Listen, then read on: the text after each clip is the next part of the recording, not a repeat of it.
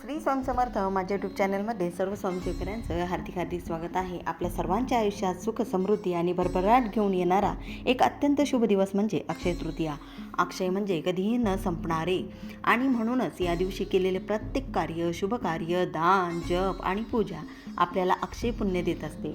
तर यंदा 19 एप्रिल 2026 रोजी आलेल्या अक्षय तृतीयेचं महत्त्व काय आहे आणि या दिवशी कोणते उपाय करावेत आणि कोणत्या गोष्टी टाळाव्यात हे सर्व आपण आजच्या या व्हिडिओमध्ये जाणून घेणार आहोत.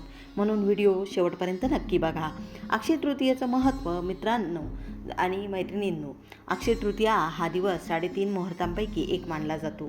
म्हणजे या दिवशी कोणताही मुहूर्त न बघता तुम्ही शुभकार्य करू शकता. तुम्ही कुठले शुभकार्य करू शकता? नवीन घर घेणं असेल, वाहन खरेदी करणं असेल, व्यवसायाची सुरुवात असेल आणि लग्न असेल, साखरपुडा असेल किंवा मुंज असतील, अशा सर्व शुभकार्यांसाठी हा दिवस अत्यंत उत्तम मानला जातो. या दिवशीचं धार्मिक महत्त्व जर म्हटलं तर अक्षय तृतीयेच्या दिवशी अनेक पवित्र गोष्टी करण्यात येतात आणि या दिवशी भगवान परशुराम यांची जयंती आहे, बसवेश्वर जयंती आहे, नरनारायण जयंती आहे. तसेच या दिवशी अन्नपूर्णा देवी आणि माता लक्ष्मी यांची पूजा विशेष फलदायी मानली जाते. आणि या दिवशी आपण एक खास पूजा केली जाते, ती म्हणजे आपल्या स्वयंपाकघरातील गॅस किंवा शेगडीची पूजा. सकाळी लवकर उठून शेगडीला हळद कुंकू लावून फूल अर्पण करून पूजा करायची. याचा अर्थ आपण अन्नपूर्णा देवीची पूजा करतो आणि आपल्या घरात अन्नाची कधीही कमतरता भासत नाही. अक्षय तृतीयेच्या दिवशी दान आणि पूजा ह्या दोन्ही गोष्टी खूप महत्त्वाच्याच आहेत. त्याचबरोबर करायचे आहेत काही उपाय देखील. जर तुम्हाला या दिवसाचा खरा लाभ घ्यायचा असेल तर हे उपाय नक्की करा. जप असेल, होम असेल किंवा अन्नपूजा असेल, अन्नदान किंवा पाण्याचा घडा दान करू शकता. छत्री, चप्पल याचं दान तुम्ही करू शकता. पितरांसाठी दानधर्म देखील तुम्ही करू शकता. या दिवशी केलेलं दान कधीही व्यर्थ जात नाही, त्याचं पुण्य अक्षय स्वरूपात मिळतं. तसंच या दिवशी भगवद्गीतेचा 18वा अध्यायाचं पठण करणं अत्यंत शुभ मानलं जातं. या दिवशी काय टाळायचं आहे तर खोटं बोलणं टाळा.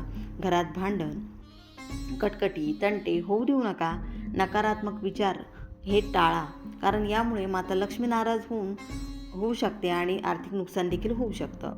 असंही मानलं जातं की या दिवशी कृतयुग संपून त्रेतायुगाची सुरुवात झाली. म्हणून या दिवशी बलरामाची पूजा देखील केली जाते. आणि अक्षय तृतीया हा सण फक्त सण नाही तर आपल्या आयुष्यात संपन्नता, आनंद आणि शांती घेऊन येणारा एक पवित्र दिवस आहे. या दिवशी केलेली पूजा, दान आणि सत्कर्म आपल्या आयुष्यात कायमस्वरूपी सुख निर्माण करत असतात.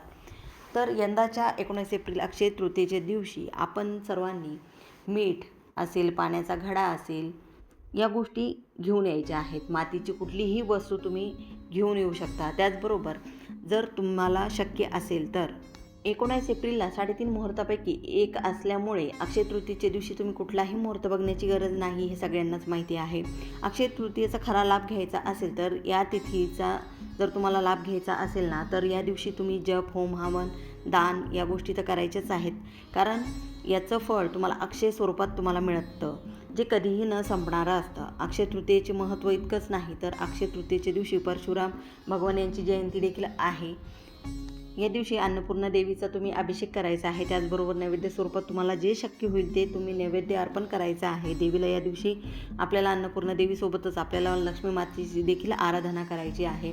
त्यासाठी काही उपाय देखील आपल्या सर्वांना करायचे आहे. अक्षय तृतीयेच्या दिवशी करण्यात आलेला दान, हवन, होम असेल तर देव आणि पितर यांच्या प्रती केलेलं जे कार्य आहे ते व्यर्थ जात नाही, त्याचं पुण्य आपल्याला अक्षय प्रमाणात मिळत असतं. अक्षय तृतीयेच्या दिवशी आपण पितरांसाठी केलेले दानधर्म, जे काही दानधर्म करू शकतो ते आपण करायचे आहेत. आणि या दिवशी तुम्ही पाण्याचा घडा देखील तुम्ही दान करू शकता. छत्री घालायच्या, चपला. अक्षय तृतीयेला कृतयुग संपून त्रेतायुग सुरू झालं हे देखील म्हटलं जातं. त्यामुळे या दिवशी कृषी संस्कृतीचा पालक म्हणून बलरामाची देखील पूजा केली जाते.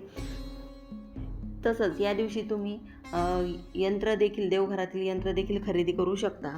देवघरात तुम्हाला जी वस्तू नाही आहे ती वस्तू खरेदी करू शकता, मूर्ती खरेदी करू शकता आणि त्याचा अभिषेक देखील तुम्ही करू शकता, कारण त्याला कुठलाच मुहूर्त पाहण्याची तुम्हाला गरज नाही. अक्षय तृतीयेच्या दिवशी तुम्हाला भांडण, तंटा, खोटं बोलणं हे करायचं नाही, कारण माता लक्ष्मी आपल्यावर नाराज होत असते. अक्षय तृतीयेच्या दिवशी ब्रह्मचर्याचे पालन देखील तुम्हाला करायचं आहे. जेवढा वेळ ईश्वरी उपासना आपल्याला सर्वांना करता येईल तेवढी ईश्वरी उपासना आपल्याला करायची आहे. या दिवशी केलेली पूजा, दान आणि सत्कर्म आपल्या आयुष्यात कायमस्वरूपी सुख निर्माण करतात. म्हणून यंदाचे 19 एप्रिल अक्षय तृतीयेचा नक्की लाभ घ्या. जर तुम्हाला ही माहिती आवडली असेल तर व्हिडिओ लाईक करा, शेअर करा आणि चॅनलला सबस्क्राईब करायला विसरू नका. पुन्हा भेटूया अशाच एका सुंदर आणि माहितीपूर्ण व्हिडिओमध्ये. झाले सेवाई महाराजांच्या चरणी मी रुजू करते. सर्वांना श्री स्वामी समर्थ.